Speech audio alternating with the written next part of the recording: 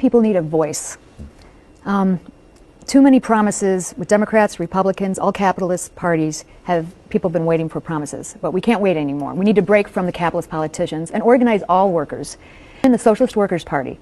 And this, I was won over to joining the Socialist Workers' Party in the mid-90s, realizing this is the most, working people having their own party, starting with a world perspective, organizing all workers was the most effective way to advance history, revolutions, the civil rights movement. So one question in particular stood out to us. It was, who do you look up to and whose examples and why?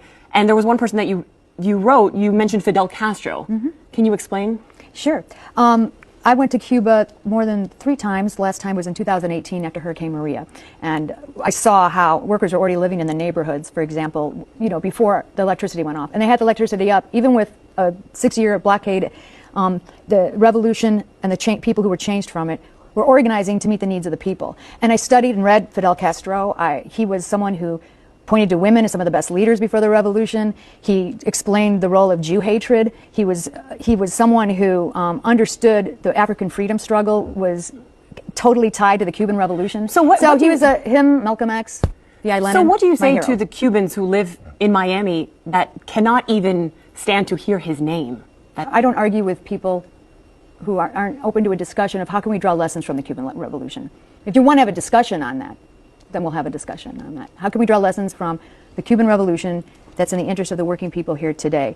And I've stood next to people in the street here who don't support the Cuban Revolution, but they're against the economic blockade. There's coalitions in Miami that have mobilized around ending the blockade, and that is very important. We're for, you know, end the economic blockade. I'm against U.S. rearming in Puerto Rico, bombing ships in Venezuela. I'm for defending Israel's right to defend itself and defeating Hamas completely.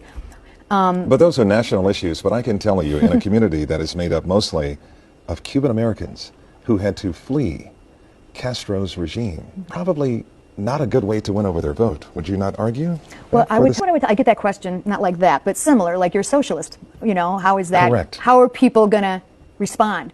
Working people, not just here in Miami, in the United States, they want to talk about the unemployment, the cost of living.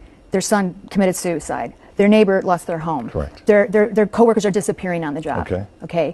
A huge percent don't vote anymore, and they're sick of lesser evil politics.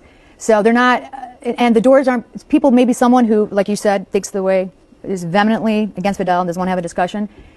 You know, okay, that's fine. I don't think it's up for discussion, Ms. Anderson, in Miami or in Miami to doubt that for some that could be political suicide to talk about Castro and to say that he's your hero. Oh, well, I disagree.